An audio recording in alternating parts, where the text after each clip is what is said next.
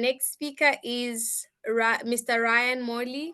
Mr. Ryan Morley is an experienced BVLOS UAS drone operator and Aviation Quality Assurance Associate working in financial services in Johannesburg. He holds a BSS in economics and psychology from Rhodes University and is passionate about youth empowerment through embracing disruptive technologies.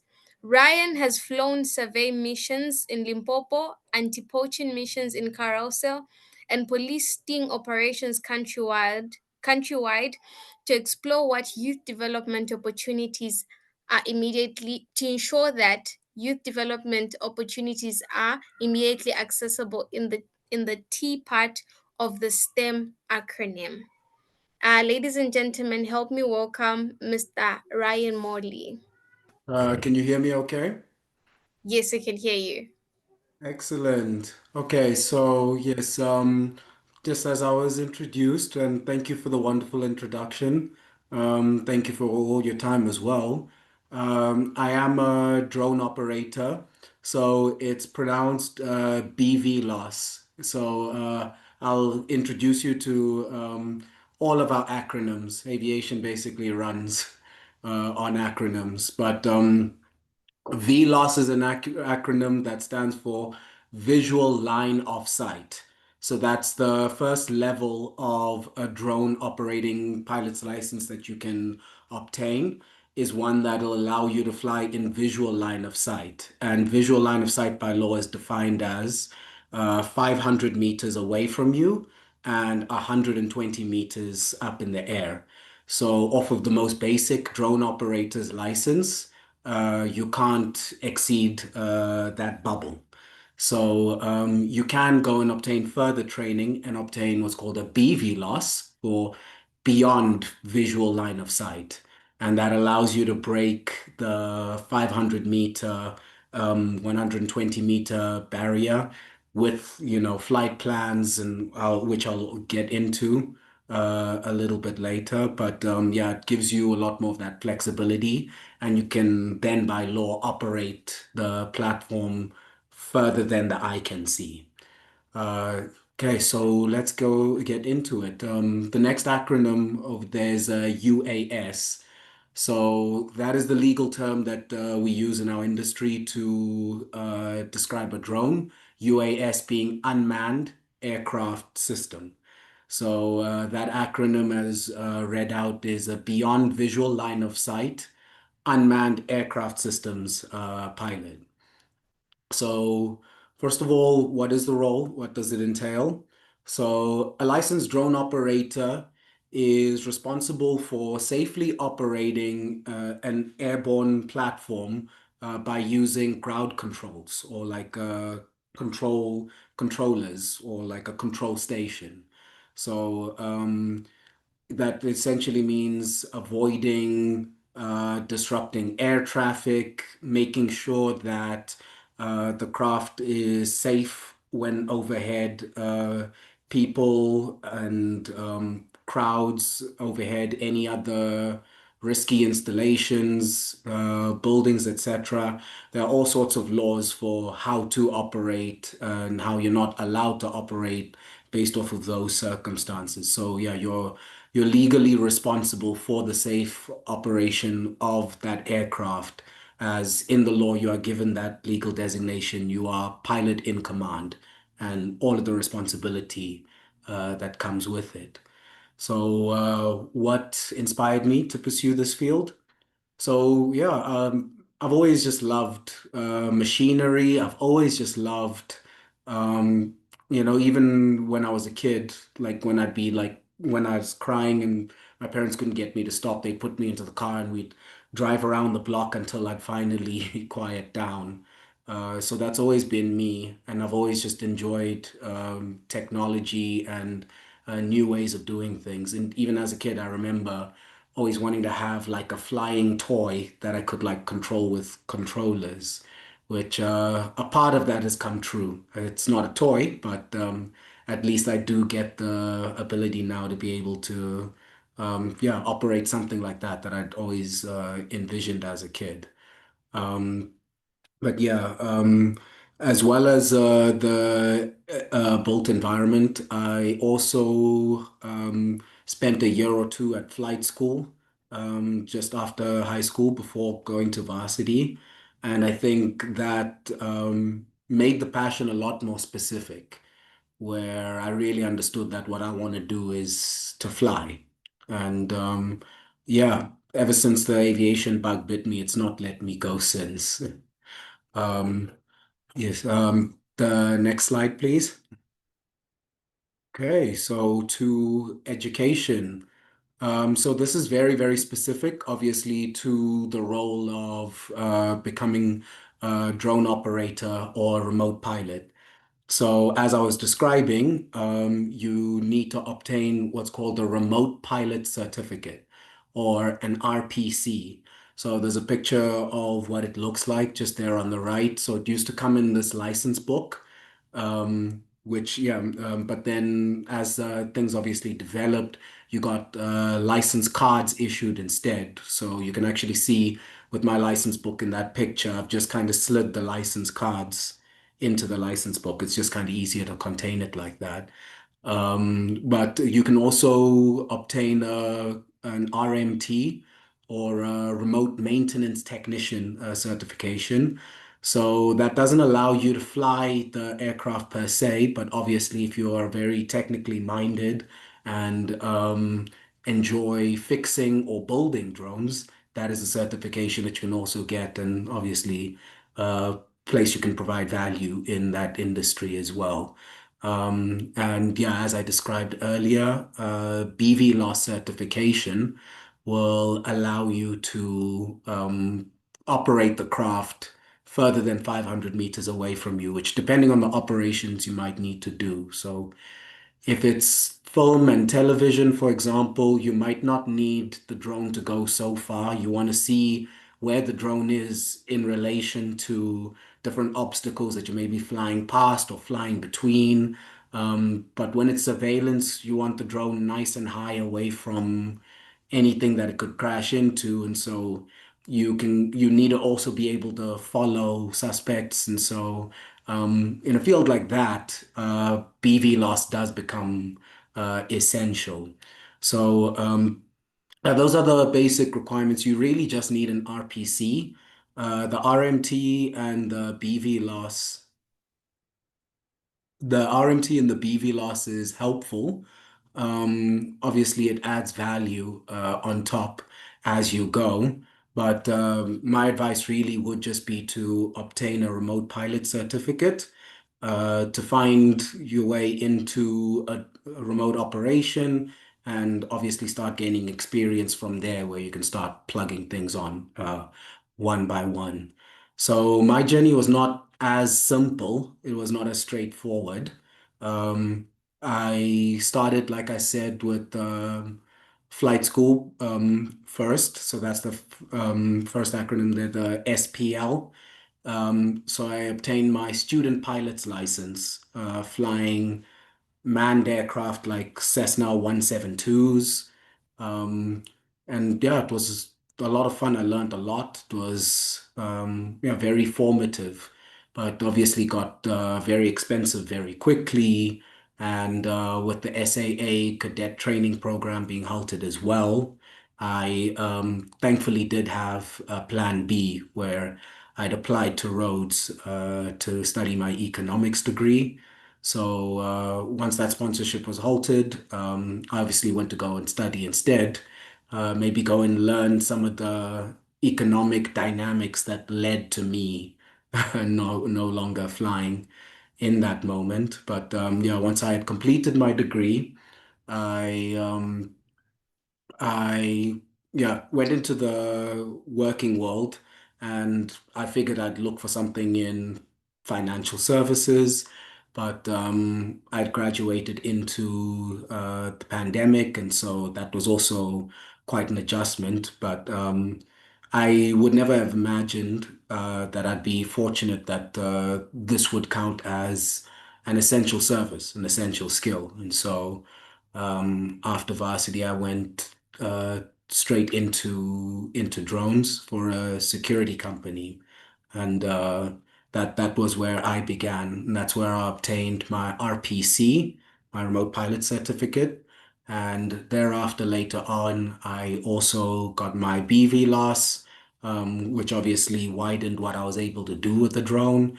And then also got my remote maintenance technician certification as well on top of that. So yeah, it's been a very long run around. There are more efficient ways, there are easier ways to do this and to get into this field if that's what you are interested in. Obviously, my route was reacting to the circumstances that were at play. But if you can develop a more efficient path, I would recommend just being more targeted about which certifications you're looking for and why, so that you can minimize the amount of time that you spend preparing for a career and maybe land in a career more sooner rather than later. Um, yeah, next slide, please. Okay, and so this is the legal structure, how the drone industry works. So if you look to your left, I've put a hierarchy over there. So we've basically got the United Nations, and they have an organization called the International Civil Aviation Organization.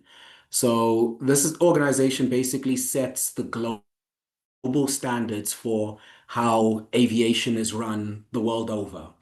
Basically, the point being that aviation needs to talk one language and have one way of doing things, because you can't have planes flying from one place in the world to another place in the world where they do things differently, because that's how you end up with plane crashes. So, to make sure that everything is standardized globally, you have the International Civil Aviation Organization that sets the basic standard for aviation authorities around the world. So everybody else has to basically implement ICAO standards or stricter, but you cannot be more lenient than ICAO, only standard or stricter. So under the International Civil Aviation Organization, we then have the South African Department of Transport. And under the Department of Transport is where we find then the South African Civil Aviation Authority. So they're obviously who govern safe and legal aircraft operations, whether it's drones, planes, helicopters, air balloons, all of that, you name it. If it goes into airspace, South African Civil Aviation Authority is responsible for that. And the laws that come from that, that we are bound by, are the Civil Aviation Regulations and Technical Standards, as well as the Air Services Licensing Act and the Civil Aviation Act of 2013. So this is where I was saying your legal duties, you have to operate safely, and these are the legal structures that those duties are born out of. So when you look into the law that governs how an aviation operation should happen, you also come to understand the necessary parts for a legal aircraft operation, or in this case, drone operation. But it's basically the same for all kinds of aircraft. It's a three-part system in order to have complete and compliant operations. Uh, the company operating the craft needs to have an operating license. So this is called a UASOC. So that's an Unmanned Aircraft Systems Operating Certificate. Then the person flying the aircraft needs to be licensed. They need to have their RPC, Remote Pilot Certificate. And then the aircraft being operated also needs to be licensed. Just like your car has a license disc, your drone is going to have a UASLA, or an Unmanned Aircraft Systems Letter of Authority. So when you have those three elements come together, you're able to have a legal and compliant drone operation that is covered by third-party liability insurance cover of a minimum by law of 2.5 million, 2.5 million rand in case anything is to go wrong and somebody's to be affected by your aircraft operations. But hence also the company needs to be licensed, to be able to also hold this insurance, just in case, because obviously aviation is built around safety. We have a very dark, sad, but true saying that our rules are written in blood. And yeah, there's good reason, for that. And so we try to mitigate some of those risks by ensuring that we have third party liability cover. I think I saw a question of, do we use the same networks as airplanes? I assume you mean routing directions, but essentially no. Um, Hence the conditions of VLOS and BVLOS, where you can't go above 120 meters or 400 feet, because at around 1,000 or 1,500 feet is where airplanes have their normal operating altitudes from 1,500 feet and up. So when you start to approach those altitudes with the drone, you can, really mess with an aircraft's operation. Airplanes are very, very delicate. You'd be surprised. When you're flying, you even have to watch out, be careful for birds. A bird strike can seriously endanger a flight operation. So even a drone, it needs to stay far away from that. And so yeah, 120-meter ceiling, and we don't fly in airplane airspace. We maintain safe separation using our technical standards. Next slide, please. Okay, so yeah, so a day in the life of how an average day would go. Obviously, there's different kinds of days. You might have flight planning days where you have an operation coming up and you need to set up, flight plans and flexible use of airspace and all of those kinds of requests. Um, uh, but then you also have operational days, and that's the day that I set out here on the left. So on an operational day, you might arrive at the office, and the first thing you're going to do is check your NOTAMs. NOTAMs stand for Notice to Airmen. So anytime there's anything relevant to any air operations, it's going to be put in NOTAMs.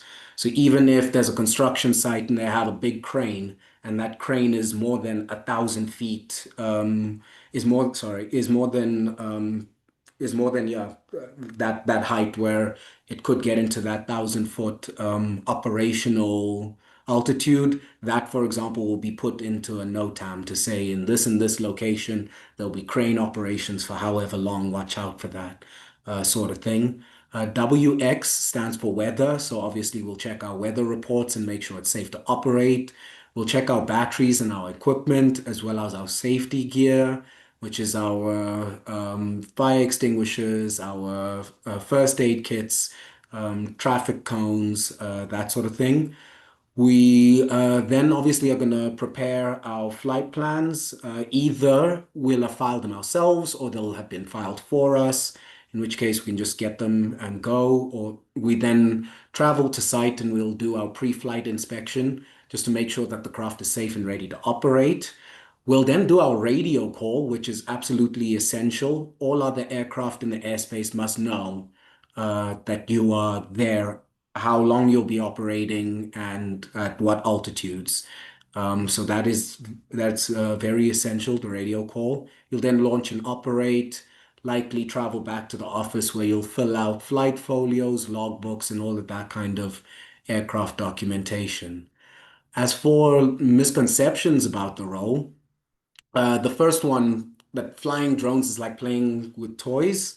I did express I had that fantasy as a kid, but drones are definitely the furthest thing from toys, especially because of the risks involved.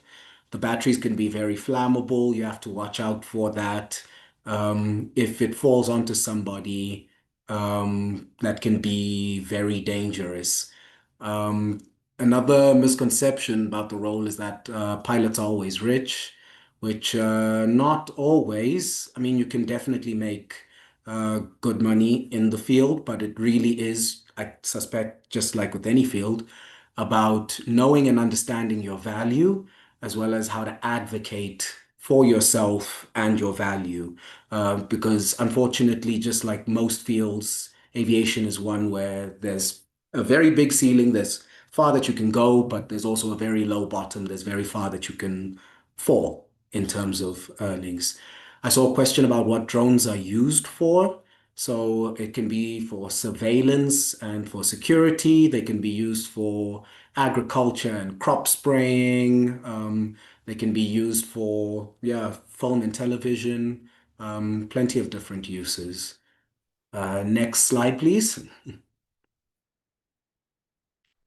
Okay, so challenges and realities of the field. So, what are some of the challenges that I faced?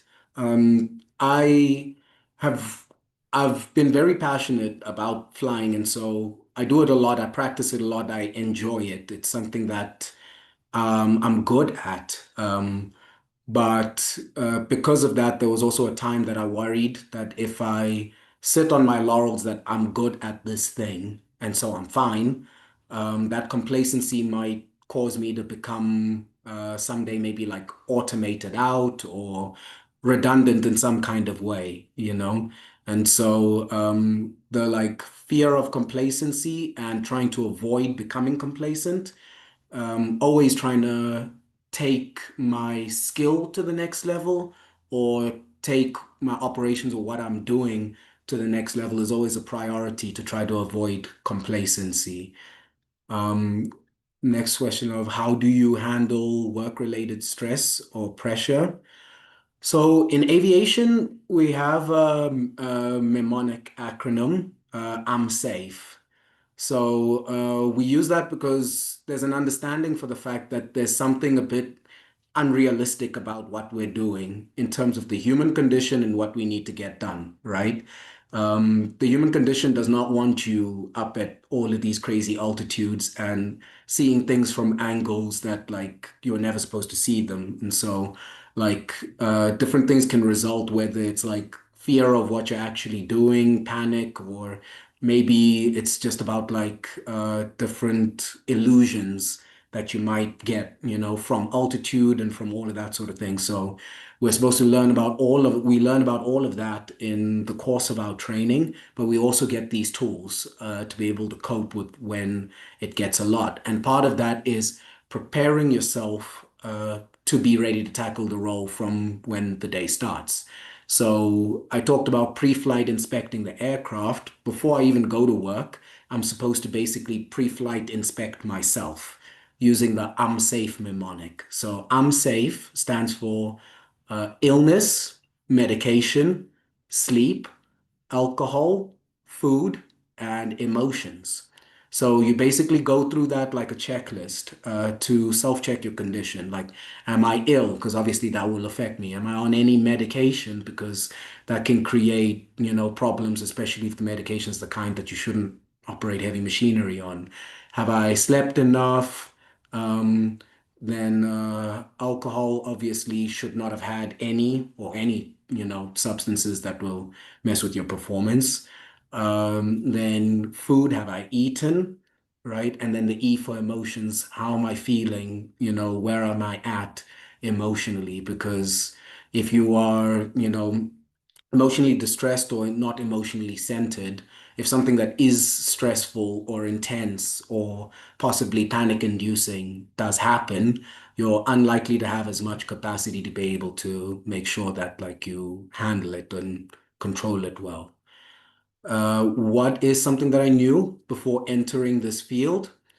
Um, Primarily, I did not know that it was going to make me confront so much about what it is that's important to me when it comes to work. So I've got that written below there. Even doing something you don't care about in a healthy environment is better for you than doing something that you love in an unhealthy environment. So I was fortunate where I had that comparison where my very first job was getting to do something that I really, really love in a somewhat healthy environment where this most of the time is that like kind of sense of adventure. I'm learning and I'm enjoying it, and it's a positive environment. And so obviously my satisfaction was very high because of that. But then the next job that I'd have gone into, obviously it represented growth for me career-wise, but it was doing what I love, but in a very difficult environment, you know?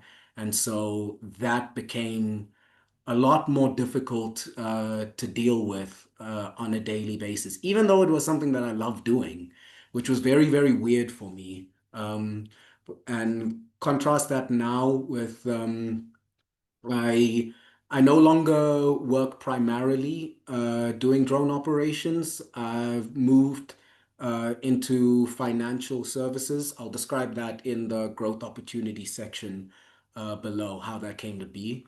But it's a similar thing where it's like, okay, now I'm in a space where for my main bread and butter, I'm doing something I don't necessarily, it's not necessarily something I'm passionate about, but it's in a very healthy environment. And once again, I'm deriving a very high amount of satisfaction from that. So I didn't know that this field would like make me address what is important to me when it comes to work, and I've actually learned that the environment that you do something in is almost as important as making sure that you love what you do.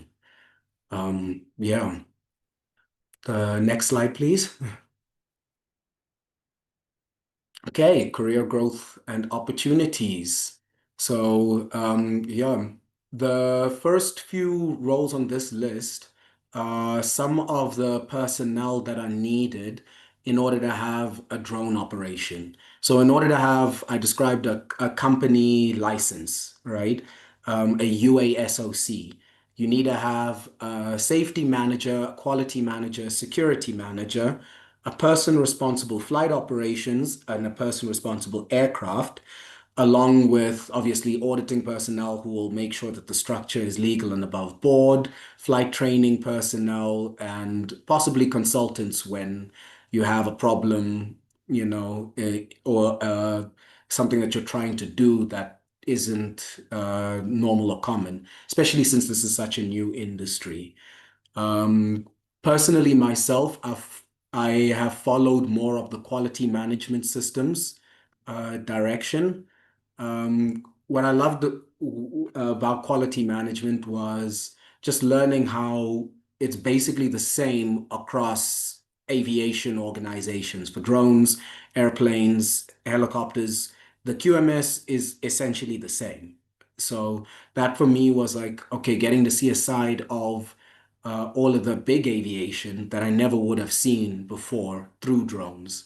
But even further than that, I actually learned that quality management as a whole, whether it's aviation, whether it's finance, whether it's making laptops, is largely the same wherever you go. So that did provide me with quite a lot of lateral space as well, where my expertise are in aviation, but I'm able to take those same skills using quality management, using my experience in quality management, and I was able to go into a completely different industry using those same skills.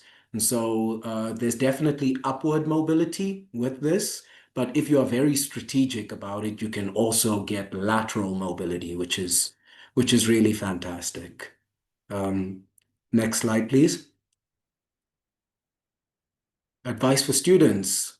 Okay, so if you are looking to get into the drone industry, I would recommend checking and watching TETA, the Transport Education and Training Authority, especially now in the like May, June-ish kind of period.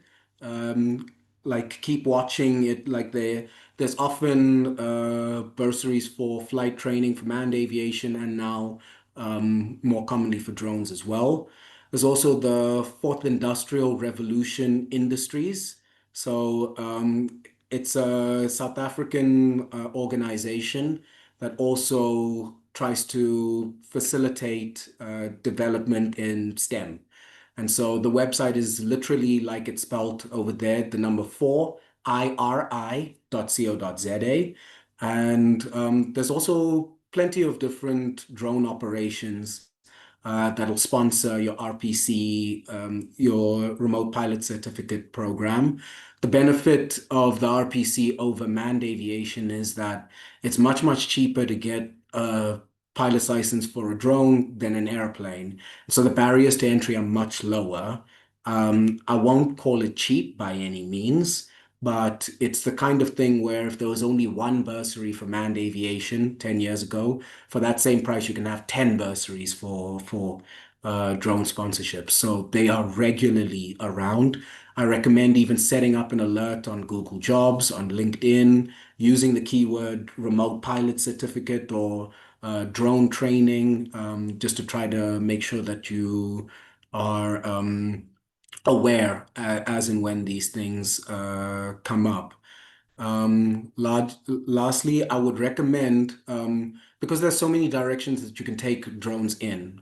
If you want to operate like I've been operating in cinematics and in entertainment and television, then I recommend getting your RPC, then looking through the list of legal drone operators on the Civil Aviation Authority website for a production house or people who like specialize in film. Same thing if you want to use drones for agricultural science, get your RPC, look for an ROC that's in agriculture and approach them specifically. And the same advice if you want to do surveillance and security.